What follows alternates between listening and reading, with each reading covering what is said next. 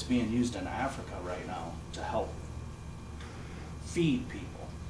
So I am making a difference. Maybe not here yet, but the long arm it's gonna reach out and grab everybody. But my name's Anthony Hograver. I started a program called Black Horse Cherry Orchard.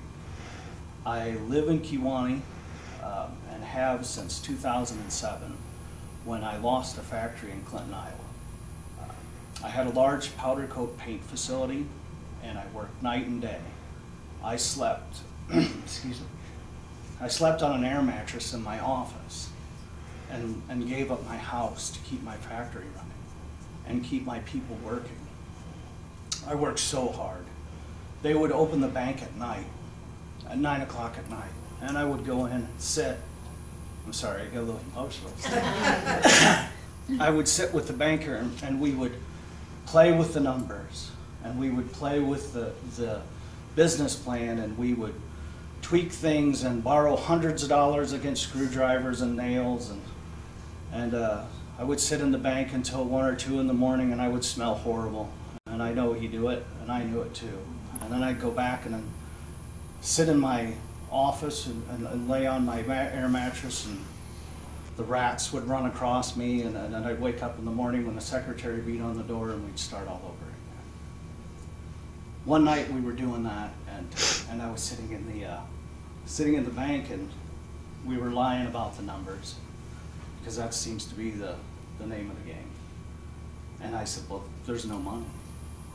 And he just looked at me, and I said, well, there's absolutely no money. This whole thing's a joke. From that moment on, my life changed. After that moment, I started the proceedings to shut down my factory and walk away. And I knew it would cost me everything, and I tried to stay in there as long as I could and be a part of closing it as well. It was just heart-wrenching, watching stuff that you paid $50,000 and $60,000 for go for pennies on the dollar. I stayed in as long as I could. I had to get out. After I got out, I took a year off. I did nothing. I slept a lot. That was the craziest year of my life. It was ins, outs, ups and downs. I didn't know who I was. I thought I was having a nervous breakdown every day. Didn't know what I was going to do next. And I was a horrible person, because through all of this, I wasn't the person that I wanted to be. I actually was a very mean person. And I actually remember choking at an employee, having one throw a pallet through my door and screaming at people and telling people how terrible and worthless they were. Well, after I shut it down and I took my year off, I kind of calmed down. I started to look at things a lot different. And I don't want to bring God into a lot of stuff, because people get a little nervous when they hear it. But let's just say I know what it means to be a born-again Christian. And it was an instant transformation. Almost instantly, my life changed.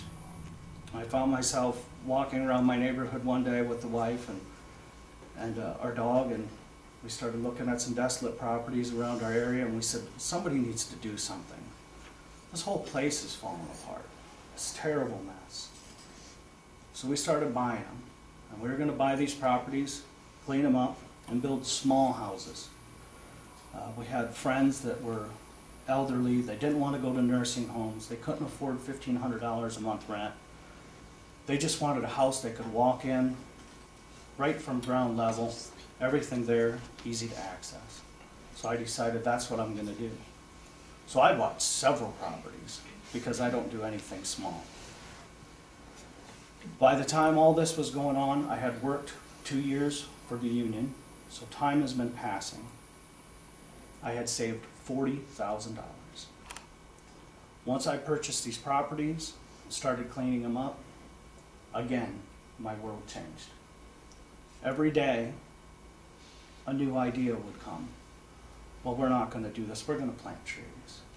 We're not just going to plant trees, we're going to plant fruit trees. And as everything grew, and the conflicts with the neighbors grew, and with the city the conflicts grew about what could be done and what couldn't be done. And these fights turned into the most amazing program, which is Black Horse Cherry Orchard. Sorry. Excuse me. That's okay, that was a good time. So the program is simple, and every day it grows. So far, the first part of the mission was very simple. Take the properties, clean them up, plant fruit trees. These fruit trees allow for us to let people buy a fruit tree or sponsor it in memory of a loved one or a business. They give us a little bit of money that helps maintain the tree. They take a little bit of fruit. We then collect the fruit from the remaining parts of the tree to maintain and run the orchards. We'll give them GPS coordinates to the tree. They can put it on the desktop of their computer. Those people can come in from out of town. They can come here, sit in these reflective type situation gardens, and remember their loved ones, see the fruit that their trees produce, taste of it, spend time here in Kiwanee. I thought, well, that's great, and I want to keep doing that. But as I put the last tree in the ground from the properties that I owned, a friend of mine said, well, I'm going to buy you some more properties. So we went down along Division Street and took 2 steps into a property, and he said, he said, I'll buy this for you. And took 2 steps in there, and instantly I knew what we had to do. So now our scope of business is the same, but our mission has changed. So we have the fruit trees, and we have this money that's going to be coming in from this fruit. It's also going to help eliminate the flood areas along Division Street. So all the properties that were available between Division and Pine were purchased. I now am the proud owner of a bunch of FEMA floodlands that you can't do anything with. Currently they're planted full of soybeans, and I'm working with the DNR, FEMA, the EPA, and the USDA. We're going to go into these areas that flood. We're going to renovate them and make them into an actual wetlands. This will eliminate the flooding, and it will create habitat for our local wildlife. It's funny that they are the beginning or the conception point of Spoon River, which allows me to get funding to help with all this. So I'm actually looking to getting on board with the Spoon River Conservation Committee and working with FEMA to help get the funding to clean these areas up. And everybody knows they were just litter pits. And that's what they would remain for sure. The trees will be harvested, new trees will be planted there. Some fruit trees, but mostly hybrid walnut trees. As an extension of Black Horse Cherry Orchard Sponsor a Tree program, these trees will be retirement trees. So you sponsor a tree for your child, grandchild. We maintain the tree, excuse me, and then in 25 years when the trees will be harvested, a portion of that money goes back to your family, to your grandchild. So somehow, using trees, we're slowly working our way through the city and cleaning things up. Now this will allow me to form as a charity, as a 501c3. There's only one issue with that. First of all, I don't deserve it. Second of all, I can't hold political office. And from what I've seen, and from what I've dealt with in this town, we need a regime change. Because a change of thought here is incredibly hard. A good idea, some of you may know I've already had a few pitched to the city. Planting trees along Rose Street, fruit free to the public. Well, we can't do that. Well, we can do that. We can do whatever we want to do. We just have to take the first steps and make the commitment to do it. I want to eventually help any way I can. And if that means in the hierarchy I have to become the mayor to do it, or the city manager, or whatever it takes, I'm willing to take that step. And so are many of my friends. And as the council comes due, we are going to try to systematically replace the council with people with fresh ideas, fresh thoughts. All people that are currently in positions of power, I would recommend that they reapply or help with the next parts of this. We have a unique opportunity as Kewanee seems to be dying, and houses are for sale nonstop. We have abandoned houses everywhere. This is the time for us to act. I feel the plan I was given is divine in nature, and it doesn't just work here. It works all over. Excuse me. That's why I don't deserve it. I've asked many people to step forward and help me with this plan. The next phase of Black Horse Cherry Orchard is about to begin. And there again, the political and all those infighting situations have nothing to do with the actual program. It's all just a branch of it. The next step is to buy the remaining parts of the city that are available. And that means every empty lot we can. Those empty lots will be placed into fruit trees. Most of them are little tiny parcels of land between houses. People don't want to pay taxes and mow those. We can pay taxes on those smaller taxes. Harvest fruit. We can draw in business for our dying downtown. We can have Smuckers here. We don't even have to be Smuckers. We can be Kewanee brand of jellies, jams, wines, fresh fruit. We have a $500,000 train station. I'm sure all of us wonder, well, what are we going to do with a $500,000 train station? We're going to bring people in. We're going to bring people in to wander through our town and look at our beautiful reforested Kewanee. With the houses that will be eliminated from my program, the other houses will bloom. Well, there'll be so many jobs here, but they'll be agriculture related. And what a wonderful thing, we have Blackhawk College next door and even the garden club.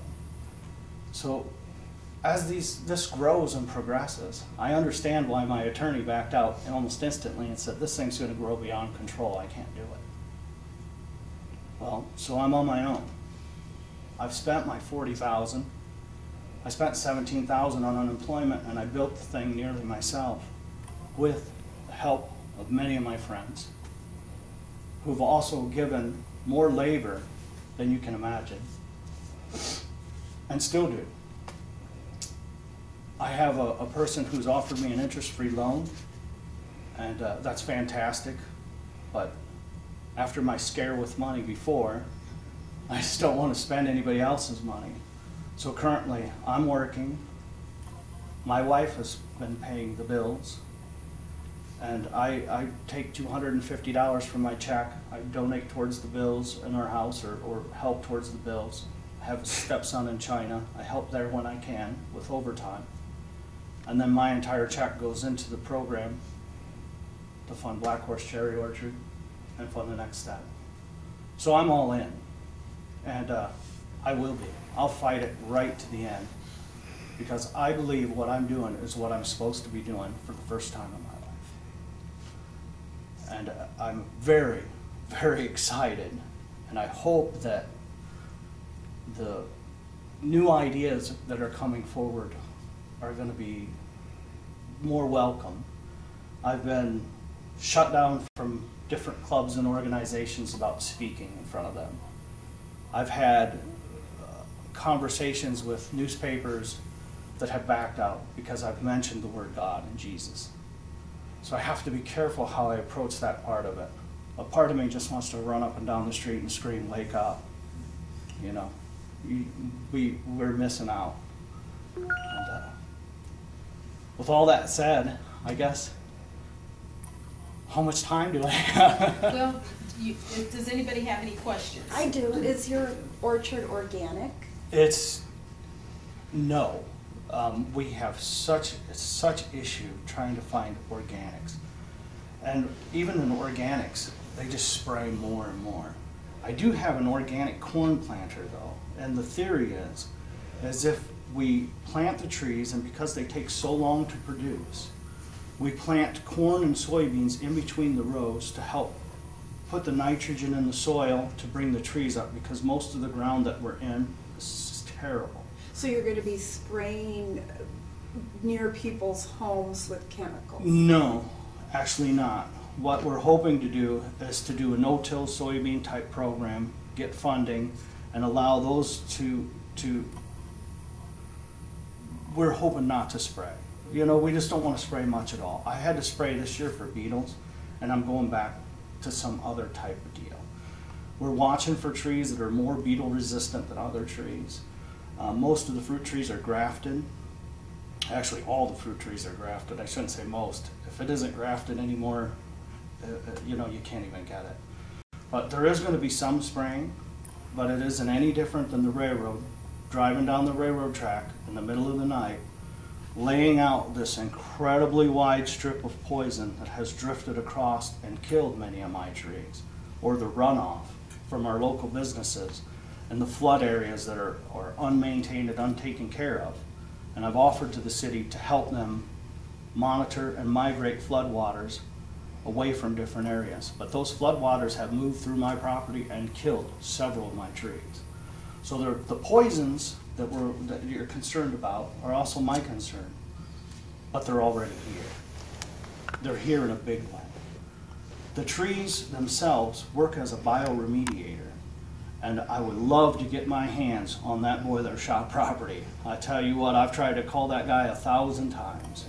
If I can get in there, deforest that thing, and plant a walnut grove, the largest walnut grove inside city limits that we've seen. We have 2,900 acres of black walnut trees outside of town. That company is the company that I will purchase my trees from, only mine will already be started. But that bioremediation will clean up that soil, and it'll make that, render it non-hazardous. So I worry about the sprays. I'm so terrible, I didn't get any spray down this year because most of it's progressive. You have to spray and then you wait 4 days and you spray again. I tried to just spray and not spray again so that the trees kind of build up their own immunity to it. Plus I'm a lover of frogs and any other type of aquatic wildlife, which is completely void in Humani. Tree frogs, I have a bin of tree frogs right now in my orchard. I took off somebody's swimming pool cover. Every year they dump them on the ground. They have an abundance of tree frogs in their area. I don't hear them anywhere in my wetlands. I went through that creek to monitor the wildlife, no frogs. So the conception point of Spoon River, where that river starts, the only thing that lives between there and Division Street and that water is mosquitoes. There's no bats, there's no birds, there's no frogs, there's no snails. The FEMA representative that came down here is also a biologist. There's huge concern.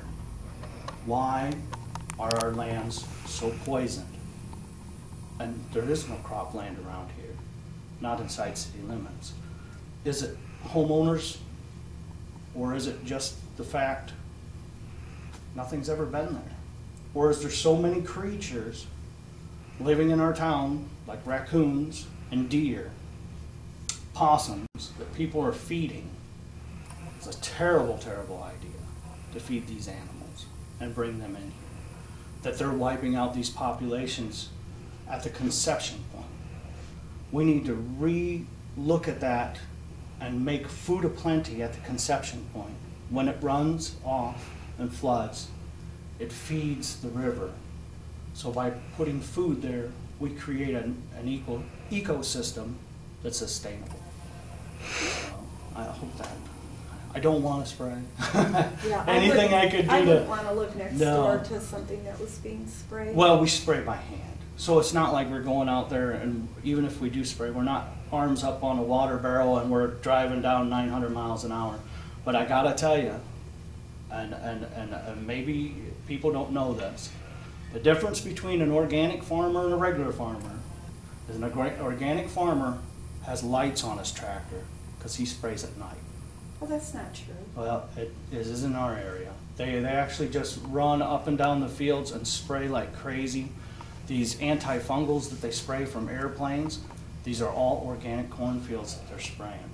4 years to qualify your ground as an organic cornfield. I personally would like to plant organic corn in and amongst the trees in the orchards, because my hopes is the bugs will leave the trees and eat that stuff, you know, as a drawing away.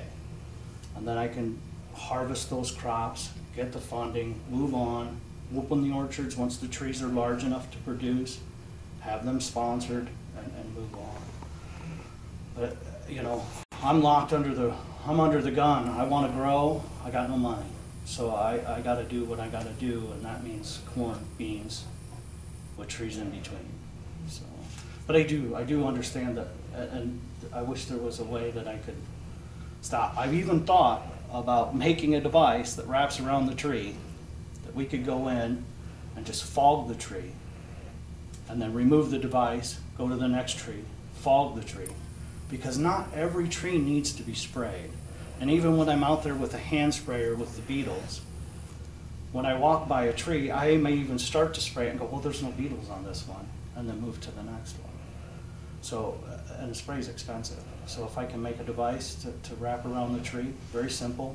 I can put just a very small amount of spray in there, fog it, game over. Plus, we all know that that'll do better than a guy out there 100 degrees hoping that he can get it all done before he has to get home and get to work again the next day.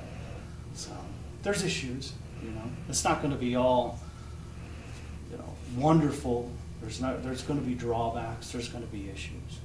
But, hopefully you can approach them one at a time. But to start approaching some of the issues like that, first I want to get the trees in the ground. The goal last year was get the trees in the ground. I did that. The goal this year was to get the wetlands started. I'm in process on that. I was going to bring you a plan that I submitted to FEMA. That was the first plan I've ever developed. It was 10 pages. Absolutely wonderful. I sat down, learned how to use the computer, learned how to make the documents, and in 3 days I created a 10-page document. It only took my wife 2 days to fix the punctuation, but she wouldn't change the program. I submitted it. I was very happy. Started the ball rolling. Site visit was made by the Army Corps of Engineers here. Very excited about what I've done so far. But they did toss my plan aside. And they have their own plan. And it's absolutely brilliant. It does the same thing. It just doesn't use all the recycled materials that I could have got for free. They have more money involved. But if they've got the money, we'll use it. So, anybody? Does anybody have any questions about? Are they sour cherry trees? They are. The sour cherry trees are more bug resistant, believe it or not. The North Star, Evans Bolly, Montmorency cherry trees, all seem to be very bug resistant. The problem is when I first started planting fruit trees, it was cherry trees. I'm very concerned about